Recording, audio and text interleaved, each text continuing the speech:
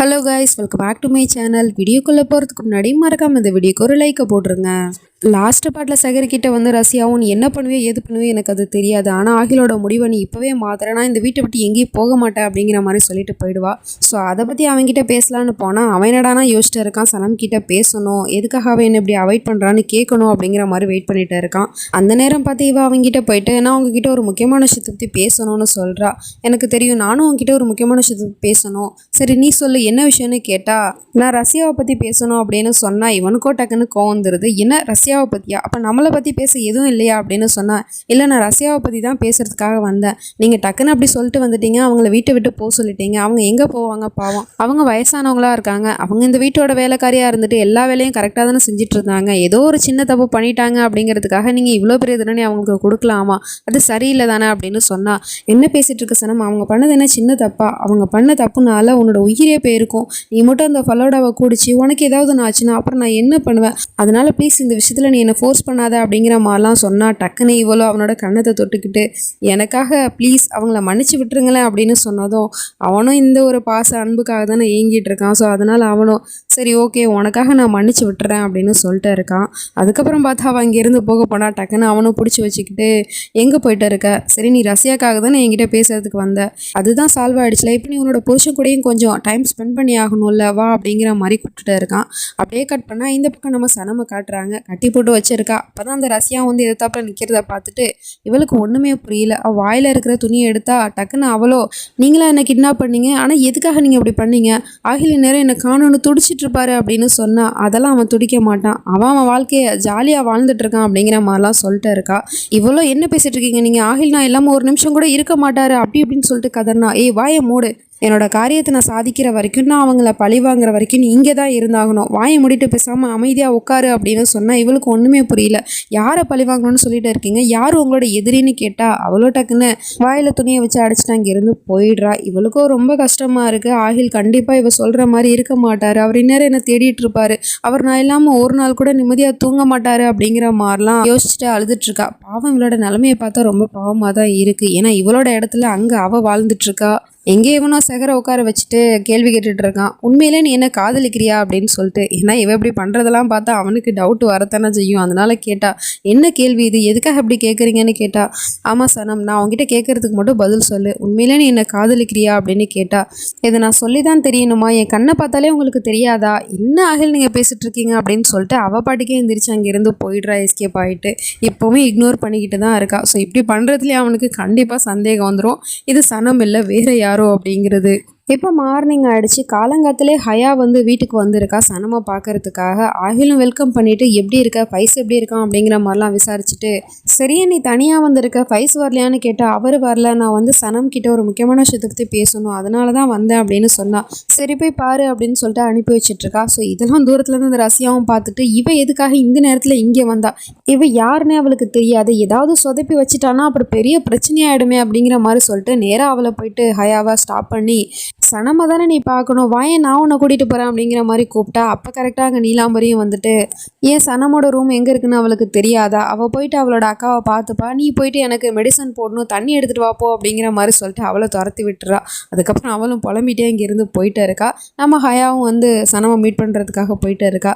ரூமில் சனமும் பிள்ளையாரப்போட சிலையை வச்சுக்கிட்டு 1 கோடி ரூபாய் சம்பாதிக்கிறதுக்கு நான் என்ன பாடுபட வேண்டியதாக இருக்குது, இந்த வீட்டில் எல்லாம் என் தலையெழுத்து அப்படிங்கிற மாதிரி புலம்பிட்டு இருக்கா. அப்போ கரெக்டாக ஹயாவும் வந்து பின்னாடி பக்கமாக அவளோட கண்ணை பொத்திட்டு இருக்கா. யார் அது அப்படிங்கிற மாதிரி சொல்லிட்டு டக்குன்னு சிடுசிடுன்னு பேசிட்டு இருக்கா. இவளுக்கும் ஒண்ணுமே புரியல, ஏன் இவ இப்படி வித்தியாசமா நடந்துட்டு இருக்கா அப்படிங்கிற மாதிரி பார்த்தா அவ என்னடானா இவ யாரு புதுசா இருக்காளே அப்படிங்கிற மாதிரி யோசிச்சா இவளை தானே அந்த கோஹினூர் ஹோட்டல்ல வந்து பார்த்துருப்பா, அந்த பெரியம்மா விஷயத்தில் தண்ணி கொடுக்க வரும்போது பார்த்துருப்பா.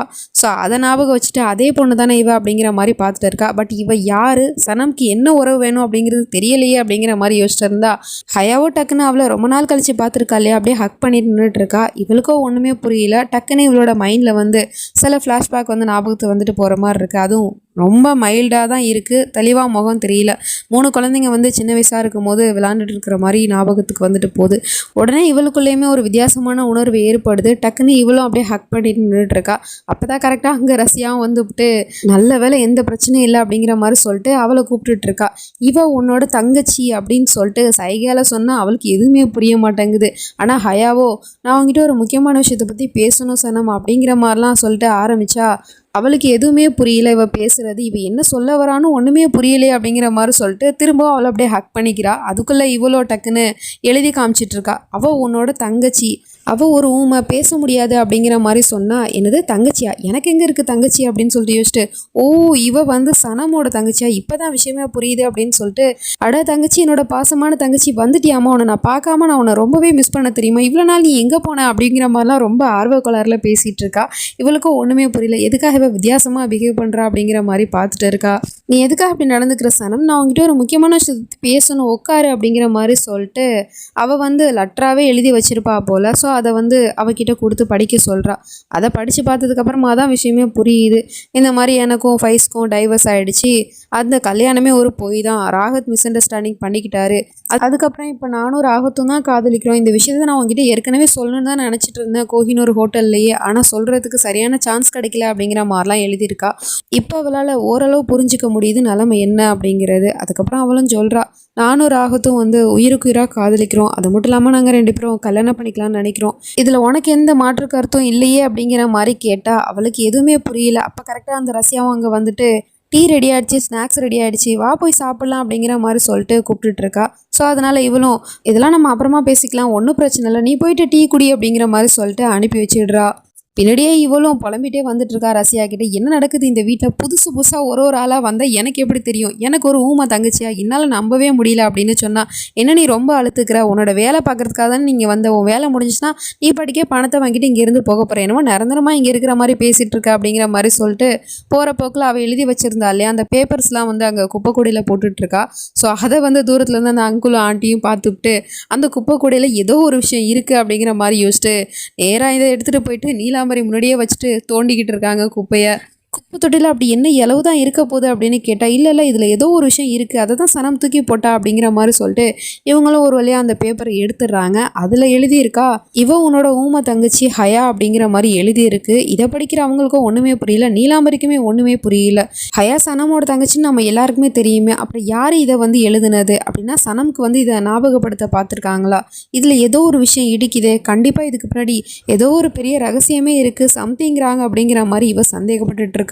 ஹயா ஆகில்கிட்டேயுமே இந்த விஷயத்த சொல்லியிருப்பா போல். அவன் என்னடானா பயங்கரமாக ஷாக் ஆகுறான், என்ன சொல்கிற நீ, இவ்வளோ நடந்திருக்கு, எதையுமே என்கிட்ட சொல்லணும்னு ஏன் தோணலை, நான் உன்னோட மாமா தானே, அப்போ நீ எதுக்காக இந்த விஷயத்த என்கிட்ட ஷேர் பண்ணலன்னு கேட்டால் ஹயாவும் சொல்கிறா நான் இந்த விஷயத்த அந்த ஹோட்டல்லே நான் சொல்லணும்னு தான் நினச்சேன் அவங்க 2 பேர்கிட்டேயுமே, ஆனால் சொல்கிறதுக்கு சரியான சந்தர்ப்பம் கிடைக்கல அப்படின்னு சொன்னால் விடுங்க ஆகில், இதில் என்ன அவ்வளோ பெரிய மேட்ரு இருக்குது அப்படின்னு சொல்லிட்டு இருக்கா செகரோ. சனம் நீ என்ன சொல்கிற, இது எவ்வளோ பெரிய விஷயம், நீ இதை எப்படி சாதாரணமாக எடுத்துக்கிற அப்படின்னு கேட்டால் இதில் அதிர்ச்சி அடைகிறதுக்கோ இல்லை ஓவர் ரியாக்ட் பண்ணுறதுக்கோ என்ன விஷயம் இருக்குது, ஃபைஸுக்கும் ஹயாவுக்கும் நடந்த கல்யாணம் உண்மை கிடையாது, அதனால அவங்க 2 பேரும் டைவர்ஸ் பண்ணிட்டாங்க, ராகத்தை ஹயா காதலிக்கிறா, அவங்க 2 பேருக்கு கல்யாணம் ஆக போகுது, அவளோட காதல் அவளுக்கு கிடச்சிருச்சு, அவளோட புது வாழ்க்கையை அவள் வாழ போகிறானா, இது சந்தோஷமான விஷயம் தானே அப்படின்னு சொன்னால் நீ சொல்கிறது சரிதான் அப்படிங்கிற மாதிரி சொல்லிட்டு ஆகிலும் ஏற்றுக்கிறான். ஆனால் நம்ம ஹயாவுக்கும் இது ரொம்ப வித்தியாசமாக தெரியுது. இந்நேரம் சனம்கிட்ட இந்த விஷயத்த சொன்னால் அவள் கண்டிப்பாக இந்த விஷயத்தை கேட்டு கோவப்படுறப்பா கவலைப்பட்டிருப்பா, ஆனால் இப்போ என்ன அவள் இதை இவ்வளோ ஈஸியாக எடுத்துக்கிட்டாலே அப்படிங்கிற மாதிரி சொல்லிட்டு யோசிச்சுட்டு அந்த வீட்டை விட்டு அங்கே இருந்து போயிடுறா. அதுக்கப்புறம் இவனும் அவளை கூட்டிகிட்டு அப்படியே வந்துட்டுருக்கான். நான் என்ன நினச்சேன்னா நீ ஹயாவோட மேட்ரு கேட்டு ரொம்ப ஷாக் ஆகுவேன்னு நினச்சேன் அப்படின்னு சொன்னான். அப்போ தான் கரெக்டாக அங்கே ரிஹானுமே போயிட்டு இருக்கான். இதில் நான் ஷாக் ஆகிறதுக்கு என்ன இருக்குது, அவங்க 2 பேரும் காதலிச்சிருக்காங்க, ஸோ 2 பேரும் ஒன்று சேர போகிறாங்க அப்படின்னு சொல்லிட்டு பேசிகிட்டு இருந்தா டக்குன்னு ஆகிலோ அவனை டச் பண்ணிக்கிட்டு ஆமாம் உண்மை தான் அப்படிங்கிற மாதிரி சொன்னா. டக்குன்னு அவளோ நான் ஒரு விஷயத்த மறந்துட்டேன் ஆகில், எனக்கு கிச்சனில் வேலை இருக்குது, நான் போயிட்டு வரேன் அப்படிங்கிற மாதிரி சொல்லிட்டு அவன் இங்கேருந்து போயிடுறா. எனக்கு தெரியும் நீ இப்படி தான் ஓடுவ அப்படிங்கிற மாதிரி இவனுமே பார்த்துட்ருக்கான். நீலாம்பரி சந்தேகப்பட்டா இல்லையா, அதுக்கு பின்னாடி ஏதோ ஒரு பெரிய ரகசியம் இருக்குது அப்படின்னு சொல்லிட்டு. அதனால நம்ம சகரை கண்காணிக்கிறதுக்காக இந்த அங்கிள் ஆண்டியை விட்டு கேமராவை அவளோட ரூமில் வச்சுட்டு வர சொல்லியிருப்பாங்க போல். ஆனால் அவங்க அங்கே ரூமுக்கு வந்த உடனே கேமரா வைக்கிறதுக்கு பதிலாக அவங்க ஸ்நாக்ஸ் எல்லாம் தேடிக்கிட்டு இருக்காங்க. ஏன்னா இது அவங்களோட ரூமு தான், இங்கே தான் நம்ம சகர் வந்து தங்கியிருக்கா. ஸ்நாக்ஸை எடுக்கிறது திருடுறதுமா இருக்குது. அதுக்கப்புறமா கேமரா வச்சுட்டு அங்கேருந்து வெளியே வந்தால் எதிர்த்தாப்புல நம்ம சகர் நிற்கிறா. அவளை பார்த்துட்டு இவங்க 2 பேருமே திருன்னு முழிச்சிட்டு இருக்காங்க. நீங்கள் இங்கே என்ன பண்ணிட்டு இருக்கீங்கன்னு கேட்டால் ஒன்றும் இல்லையா அப்படின்னு சொல்கிறாங்க. உண்மையை சொன்னீங்க, எதுக்காக ரூமுக்கு போனீங்கன்னு கேட்டால் எங்களுக்கு பசிச்சு அதனால தான் நாங்கள் ஸ்நாக்ஸ் எடுக்கிறதுக்காக போனோம் அப்படின்னு சொல்லிட்டு சமாளிச்சிடுறாங்க. ஸோ அதனால் அவளுமே அப்படியாங்கிற மாதிரி கேஷுவலாக எடுத்துக்கிட்டு அவளோட ரூமுக்கு போயிடுறா. பார்த்தா பின்னாடியே அந்த ரஷ்யாவும் வந்து நின்றுட்டுருக்கா. ஸோ இதெல்லாம் வந்து கேமராவில் அங்கே பதிவாகுது. அது தெரியாமல் அவ என்னடானா ஒரு பேப்பரை கையில் எடுத்துகிட்டு வந்துட்டுருக்கா. ஸோ இவளோட மொத்த குறிக்கோளுமே என்ன அப்படின்னா நீலாம்பரி அந்த சொத்தை ஆட்டையை போடலான்னு நினச்சிட்டு இருந்தா இல்லையா. ஆனால் அவளுக்கு கிடைக்காம மொத்த சொத்தையும் இவ ஆட்டையை போடுறதுக்கு தான் பார்த்துட்டு இருந்திருக்கா. ஸோ இப்போ இவளுக்கு தகுந்தாப்புல ப்ராப்பர்ட்டிஸ் எல்லாமே இவ பேரில் மாற்றி எழுதுகிற மாதிரி ஒரு பத்திரத்தை ரெடி பண்ணியிருக்கா. ஸோ இதை எடுத்துகிட்டு வந்துட்டு சகர்கிட்ட இதில் நீ வந்து ஆகில்கிட்ட கையெழுத்து வாங்கி ஆகணும், அதுவும் இன்னும் 3 நாளைக்குள்ளே. ஏன்னா 4வது நாள் சனமுக்கும் ஆகிலுக்கும் இருக்கிற அந்த கான்ட்ராக்ட் மேரேஜோட அந்த கான்ட்ராக்ட் முடிஞ்சு போயிடும். அதனால நாமளே நினச்சாலும் எதுவும் பண்ண முடியாது. அப்புறம் மொத்த சொத்துமே ட்ரஸ்ட்டுக்கு போயிடும். போயிட்டு நீ ஆகில்கிட்ட கையெழுத்து வாங்கன்னு சொன்னால் நான் போய் கேட்டால் அவன் உடனே கையெழுத்து போட்டுருவான். நானும் இவன் கேட்குறா. நீ போய் கேட்டால் அவன் கண்டிப்பாக கையெழுத்து போட மாட்டான் தான். ஆனால் சனம் கேட்டால் அவன் கையெழுத்து போடுவான்ல. சனம் மேலே அவன் ரொம்ப பைத்தியமாக இருக்கான் காதலில். அதனால் அவன் அவளுக்காக என்ன வேணாலும் செய்வான். நீ போய் கேட்ட உடனே அவன் கண்டிப்பாக கையெழுத்து போடுவான். ஸோ அதனால் உனக்கு இன்னும் 3 நாள் தான் டைம் இருக்குது. அதுக்குள்ளே ஆகில்கிட்ட எப்படியாவது கையெழுத்தை வாங்கிடு. அப்போ தான் நான் உனக்கு கொடுக்க வேண்டிய பணத்தை நான் கொடுக்க முடியும். நீனும் இந்த வீட்டை விட்டு சீக்கிரமாக போகலாம் அப்படிங்கிற மாதிரி சொல்லிட்டு அவன் இங்கேருந்து போயிடுறா. இது எல்லாமே இந்த கேமராலையும் பதிவாயிட்டு தான் இருக்குது. இந்த நீலாம்பரியும் அந்த கேமராவில் கண்டிப்பாக ஏதாவது ஒரு விஷயம் பதிவாயிருக்கணும். ஏன்னா இப்போ கொஞ்ச நாளாகவே அந்த சனமோட நடவடிக்கை எதுவுமே சரியில்லை. அவள் கண்டிப்பாக ஏதோ ஒரு விஷயத்த மறைக்கிறா. அந்த விஷயத்தை வெளிக்கொண்டு வந்தாலே போதும். ஆகில்கிட்ட அந்த விஷயத்தை போட்டு கொடுத்தாலே போதும். 4 நாளைக்கு அப்புறம் கான்ட்ராக்ட் மேரேஜோட அந்த கான்ட்ராக்ட் முடியுது அப்படின்னா அதுக்குள்ளேயே அவங்க கல்யாண வாழ்க்கை முடிஞ்சு போயிடும் நிரந்தரமாக. ஆகில் அவனை வெறுத்துருவான் அப்படிங்கிற மாதிரிலாம் சொல்லிட்டு இவ சிரிச்சுக்கிட்டு வெள்ளத்தனமாக பிளான் போட்டுட்டு இருக்கா. கேமரா வர வச்சிருக்கா இல்லையா. ஸோ அதனால அங்கே எல்லாமே பதிவாயிருக்கும். இவன் நினச்சிக்கிட்டா இங்கே இருக்கிறது சனம் தான் அப்படின்னு சொல்லிட்டு. ஆனால் இங்கே இருக்கிறது சனமே இல்லை, அது சகர் தான் அப்படிங்கிற உண்மை மட்டும் தெரிஞ்சிச்சு அப்படின்னா அதுக்கப்புறம் இவளோட ஆட்டம் எப்படி இருக்க போகுதுன்னு தெரியல. வெயிட் பண்ணி தான் பார்க்கணும். நெக்ஸ்ட் நினச்சி நம்ம அடுத்த பாட்டில் பார்த்து தெரிஞ்சுப்போம். அது வரைக்கும் பை ஃப்ரெண்ட்ஸ்.